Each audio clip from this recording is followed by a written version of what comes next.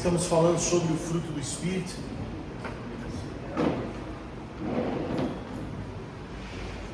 Estamos falando sobre o fruto do Espírito há alguns domingos, estamos quase finalizando. Domingo que vem, o pastor Elise finaliza.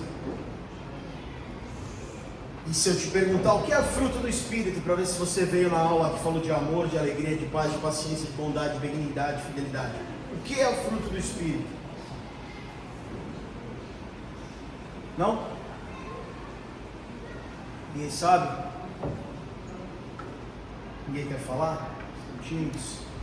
São todas as características que nós temos que ter, ou devemos, ou podemos, em Cristo. Aí, nota 10 para Dona Rosângela. Passou na prova, pode ir embora, não precisa falar. Tá tudo certo.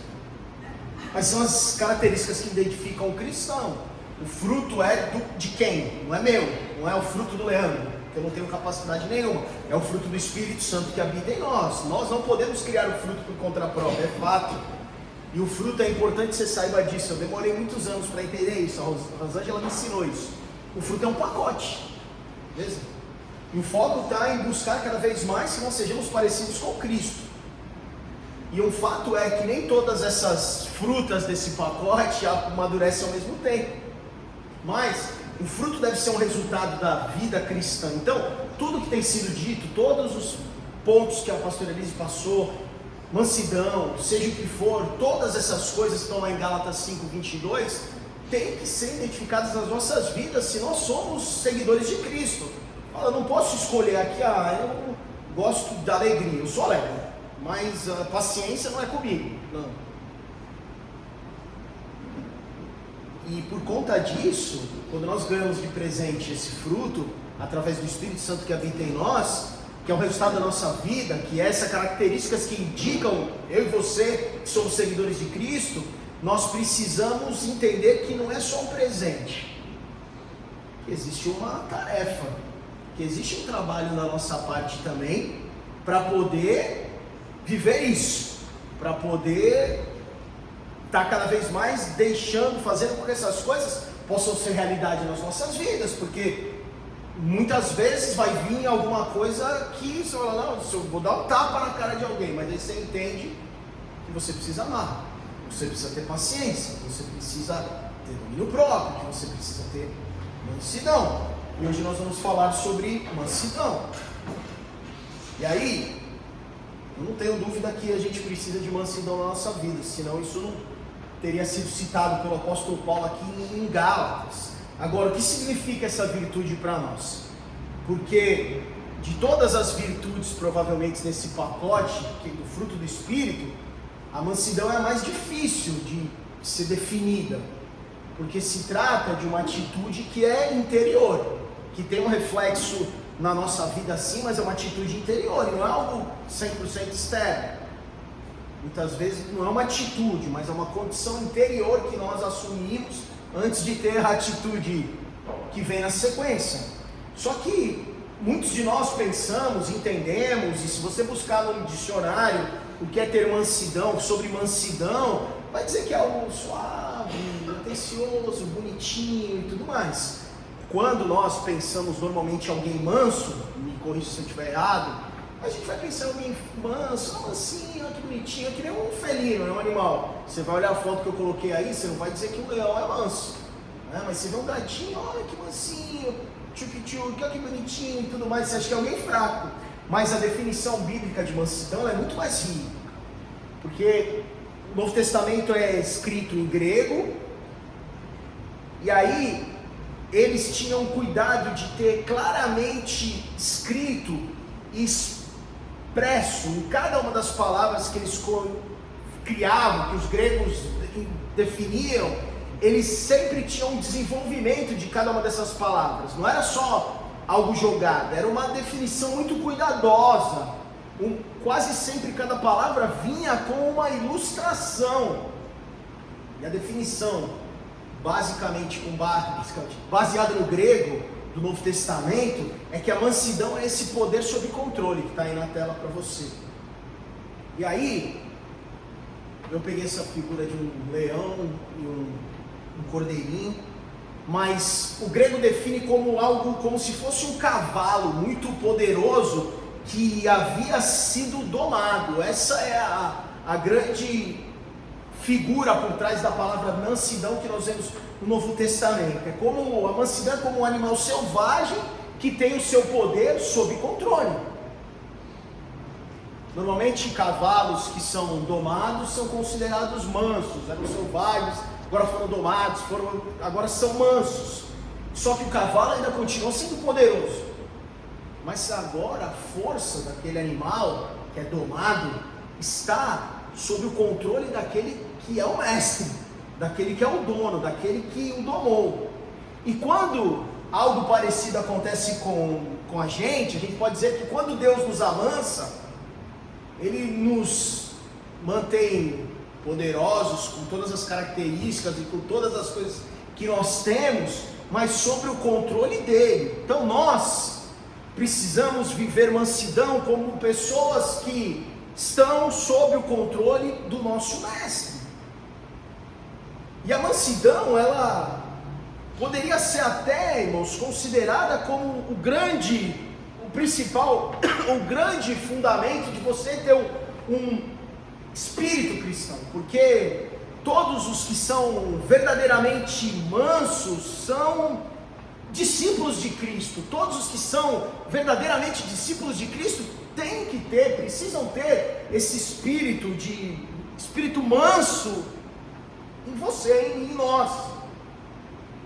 A mansidão na Bíblia, ela está associada a algo que é uma grandeza de caráter. Alguém que é manso na Bíblia, alguém, como ele é manso, olha como é. Um dos caras que é mais famoso por ter mansidão, por ser alguém manso, é Moisés, que foi considerado alguém manso, muito mais do que muitos homens que viveram sobre a terra. Mas se a gente for pegar uma referência de mansidão, não há como a gente fugir do maior nome de todos, nome sobre todo nome. O maior exemplo de mansidão com certeza é Jesus. E Jesus disse o seguinte em Mateus 11, versículo 28 e 30. Ele diz assim: vinde a mim, todos vocês que estão cansados e sobrecarregados, eu darei descanso. Leve meu jugo sobre você e aprenda comigo, pois sou manso e humilde de coração, e você encontrará descanso para a sua alma, pois meu jugo é suave e o meu fardo é leve. Essa mansidão, se você conhece a história de Cristo, é essa mansidão como a de Cristo que o Espírito Santo deseja cultivar em nós. E essa mansidão que está enraizada no próprio caráter de Deus.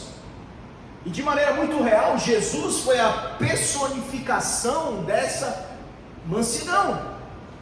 Ele, Deus, Jesus, o Todo-Poderoso, mas através do seu amor, um amor abnegado, escolheu tratar as pessoas, viver com mansidão e humildade, que é o que diz em Mateus 11, 28 a 30.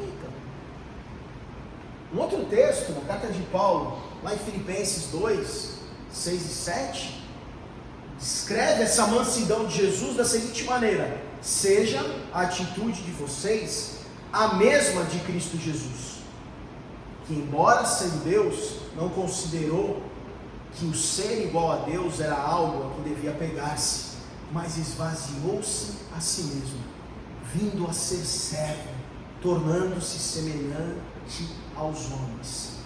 Irmãos, quando nós procuramos, de novo, nossa maior referência é Cristo, então nós vamos olhar para Cristo agora. Quando nós procuramos um rei, e ele é o nosso rei, nascido da realeza, que nós vamos encontrar, irmãos, é um bebê nascido de uma menina camponesa, embrulhado em tiras de pano e deitado, irmãos, numa manjedoura, que é um lugar que basicamente era para os animais se alimentarem. Quando nós procuramos Jesus tomando o mundo pela força, como aqueles fariseus e saduceus esperavam, conquistando os que têm poder, influência e prestígio, nós encontramos esse Cristo manso e humilde, falando gentilmente com os fracos e com aqueles que eram marginalizados, quando nós procuramos Jesus triunfalmente entrando em Jerusalém, naquela cidade, em um grande cavalo branco, com anjos voando e exército, nós vamos encontrar alguém montado no jumentinho. Quando nos reunimos olhamos a visão dele no cenáculo, esperamos ouvir dele planos de como ele iria reinar, como o reino ia ser estabelecido, como eles iam dominar o Império Romano, que estava ali dominando os judeus, mas não. O que nós encontramos é alguém que se ajoelha, é alguém que nos chama de amigo e lava os nossos pés. Quando Jesus é preso e levado perante as autoridades, nós procuramos que ele confronte, que ele mande os anjos, que ele mande exércitos para que possam combater o exército que estava ali prendendo ele, declarando que ele era Deus, que ele era ungido, que ele era o Messias. Mas ao contrário, nós encontramos um Cristo silencioso. Quando o apóstolo João, em Apocalipse 5, versículo 6, procurou um leão conquistador para abrir o pergaminho e os seus 7 selos, ele achou um cordeiro gentil, como está nessa foto. E se nós procurarmos, irmãos, na Bíblia, no Novo Testamento, nos textos que falam de Cristo, nos 4 evangelhos, nós procurarmos quais são os títulos desse Cristo, quais são os títulos desse Cristo manso, desse Cristo humilde, nós não vamos encontrar nada como o conquistador, o super general, não. Nós vamos encontrar o bom pastor, o pão da vida, a luz do mundo e a videira verdadeira. E esse Cristo, manso e humilde, nos diz o seguinte: bem-aventurados os mansos, porque herdarão a terra. Logo, o conselho aqui é fácil. Se você quer ser feliz, bem-aventurado significa mais que feliz. Se você quer ser feliz e mais que feliz, seja manso. Mas a Bíblia nos dá 2 tarefas, irmãos, em relação à mansidão, e eu queria compartilhar com você. A primeira delas é buscar. Eu posso te dizer, busque. Nós não podemos simplesmente nos sentar e torcer para que sejamos mansos. Vou sentar aqui e vou esperar, se a mansidão chegar, se não chegar, talvez Deus não queira que eu seja manso.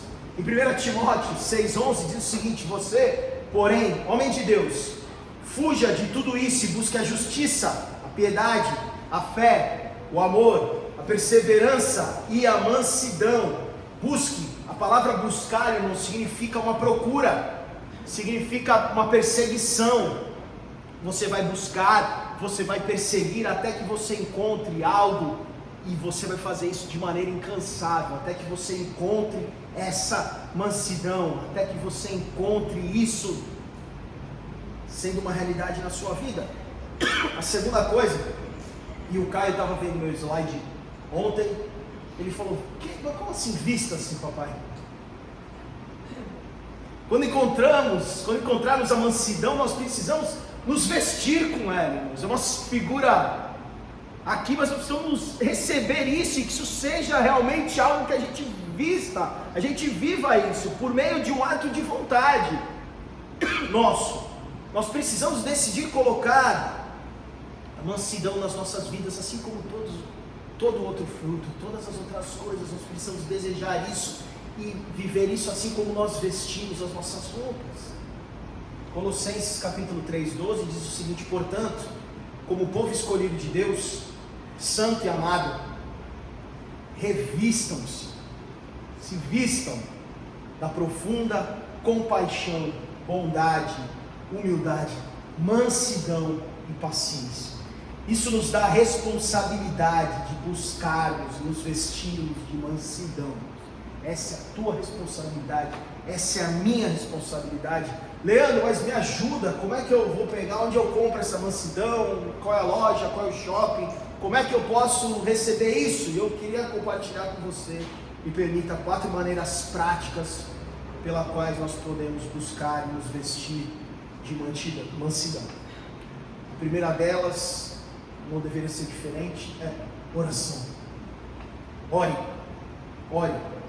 para que Deus capacite, para que o Espírito Santo possa realmente nos encher com essa mansidão. E ore também pelos outros, porque muitas vezes a gente, não, eu sou manso, mas não vem falar comigo, não me pisa no meu calo, não vem pensar diferente que eu, que aí o leão aparece. Eu sou o cordeirinho até que alguém venha me confrontar. Aí não sou bobo, aí o leão ruge.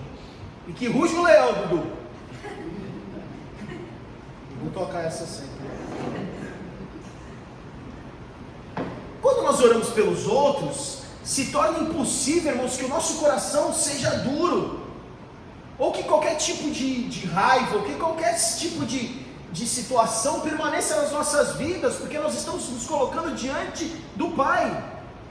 Ah, mas eu sou manso com os meus amigos, mas com os meus inimigos não, aí o leão ruge. Mas nós precisamos colocar os nossos inimigos no trono da graça, para que nós possamos vê-los com olhos de ternura, para que nós possamos vê-los em amor, para que a paz seja uma realidade nas nossas vidas, para que a gente seja manso. Quando oramos, nós entramos na presença de Deus, o que nos dá esse sentimento profundo de mansidão, de humildade, como Cristo nos ensinou. Isaías 57:15, é o versículo que está pequenininho aí na tela para você, diz assim: habito no lugar alto e santo, mas habito também com o contrito e humilde de espírito, para dar novo ânimo ao espírito do humilde, novo alento ao coração do contrito. É nesse momento que Deus está com os ouvidos inclinados, para que enquanto nós oramos, nós possamos receber cura para as nossas almas. Deus vai curar a nossa alma, e vai nos ajudar a conter o poder e a força e a determinação da nossa alma. Lembre, mansidão é o poder sob controle, e o Espírito Santo gerará em nós quebrantamento para sermos mansos, para sermos domados, para sermos humildes, para amarmos, para sermos bons, para tudo aquilo que Ele quer executar. E nós precisamos deixar essas evidências serem realidade na nossa vida. Então, irmãos, a primeira coisa é que sem oração é impossível que a gente seja manso. É impossível que a gente possa fazer a vontade de Deus, é impossível que a gente possa deixar que o Espírito Santo possa fazer o que quer nas nossas vidas, porque é no momento de oração que nós estamos ali conectados, nós estamos em contato com o Pai, naquele momento que nós vamos receber, que nós vamos falar, mas também nós vamos ouvir, e é nesse momento de comunhão que nós vamos receber cada vez mais o entendimento, para que nós possamos viver o fruto do Espírito, e um deles é mansidão, poder sob controle. A segunda prática, depois de orar, que nos ajuda com a mansidão, é de graça. Na Bíblia, irmãos, frequentemente a gente vai encontrar a mansidão colocada em oposição. A mansidão é oposição a palavras violentas, implacáveis, grosseiras, agressivas. Ser uma pessoa mansa é ser uma pessoa que dá graça aos outros. E como a graça é um favor imerecido, você lembra disso, né? Nós estamos aqui só por causa da graça, tá bom? Estamos aqui só por causa da graça de Deus. A graça é um favor imerecido, eu não mereço, mas Deus não me deu salvação. Não devemos fazer as pessoas, de alguma maneira, tentarem ganhar a nossa mansidão, a nossa graça. Se eu recebo de Deus, por que eu também não dou na mesma moeda? Não, eu recebo de Deus, mas eu não dou. Não, comigo é outra coisa. Quer ganhar minha graça, quer ganhar minha mansidão, tem que pagar um preço, tem que me conquistar e tudo mais. E a mansidão vem para nos ajudar, irmãos, muitas vezes nos momentos difíceis, de afronta. E a mansidão é esse espírito dócil. É a mansidão que vai nos ajudar a dar graça, é a mansidão que vai ajudar a estender a mão, é a mansidão que vai nos ajudar a caminhar mais uma milha, é a mansidão que vai nos ajudar a dar uma capa, quando eu tenho duas. Efésios 4, 1 e 2 diz o seguinte: rogo-vos, pois, eu, o preso do Senhor, que andeis como é digno da vocação com que foste chamados, com toda a humildade e mansidão, com longanimidade, suportando-vos uns aos outros em amor. Irmãos, a gente precisa lembrar que ninguém é perfeito. O fato é que muita gente vai te decepcionar, as pessoas vão te decepcionar. Talvez você esteja passando um momento de decepção com muitas pessoas. Seus filhos vão falhar com você, seus amigos vão pisar na bola com você. Vou ler o que está escrito aqui, pastora. Sua igreja e seus pastores não atenderão todas as suas expectativas, que é uma realidade. E vai chegar um momento que você vai ter uma queixa legítima. Eu tenho uma queixa. Você vai estar certo e todo mundo vai estar errado. E aí, irmãos, você vai estar na encruzilhada da mansidão. Que caminho que a gente toma? A gente condena e se afasta, ou a gente dá graça, a gente dá gentileza, a gente dá amor, a gente dá mansidão? E aí, com quantas pessoas a gente tem agido assim, irmãos, de forma condenatória? E a gente esquece como Deus, como Cristo tem sido manso com pessoas imperfeitas como nós, como eu e você. Porque se Ele tivesse que aplicar o que Ele poderia aplicar por conta da nossa pecaminosidade, nós estaríamos fritos.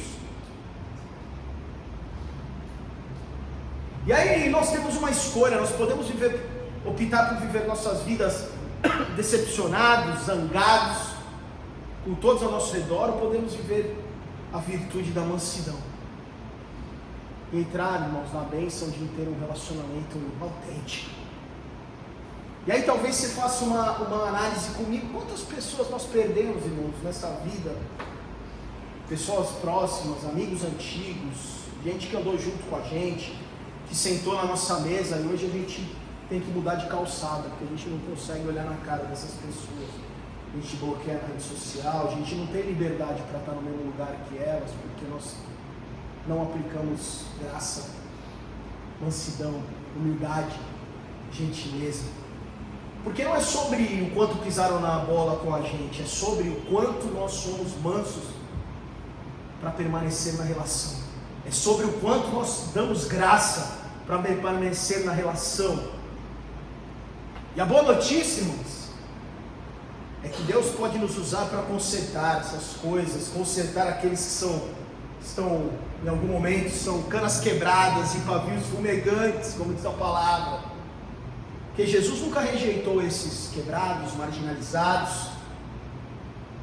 E é quando nós agimos da mesma maneira como Jesus agiu com aqueles e com nós, que nós estamos ofertando a mansidão. Quando nós vemos pessoas presas, irmãos, numa rede de pecado, a Bíblia nos desafia a ajudá-los, a dar graça, a aplicar mansidão, conversar, tratar, ajudar. É a mansidão que vai nos ajudar, irmãos, a restaurar os nossos irmãos.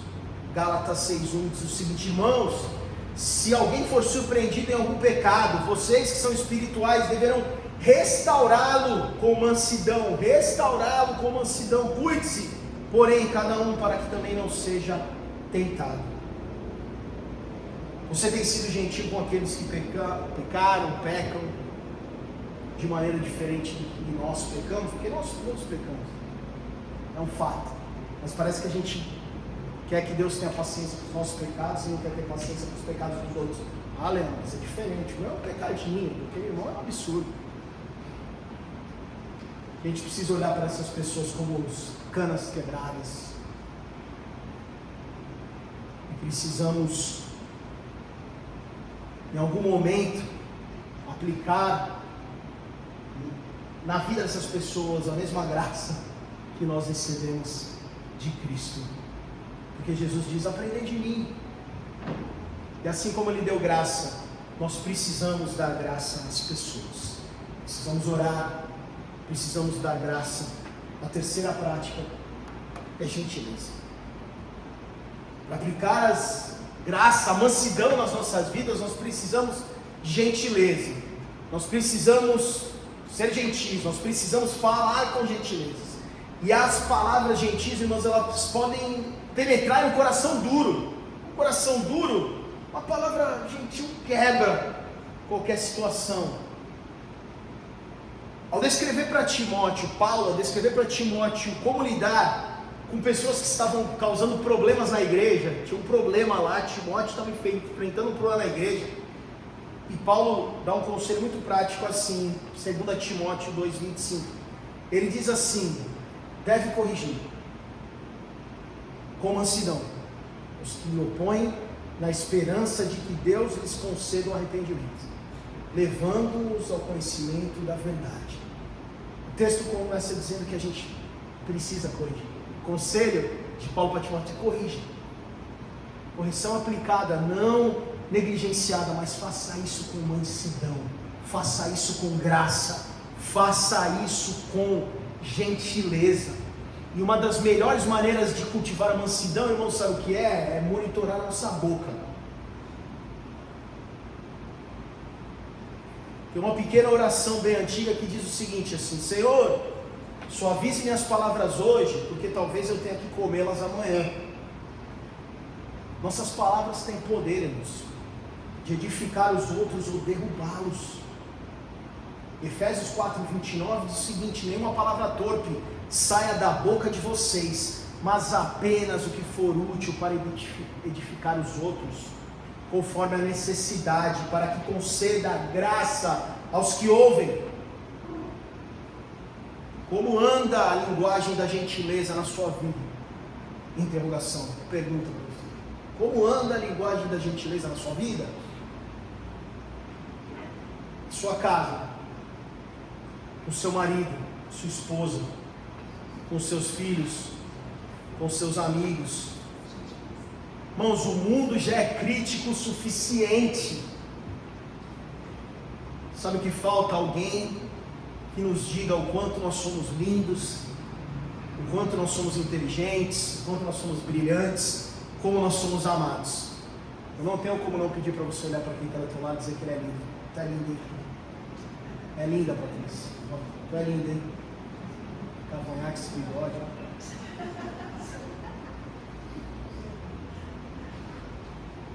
Por mais que a gente fale isso às vezes, ainda assim nunca é suficiente.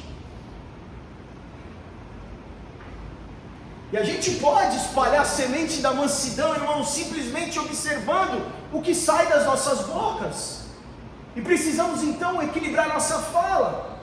O que falamos, como falamos, quando falamos. Eu te pergunto, você conhece alguém que fala duramente com você? Você conhece alguém?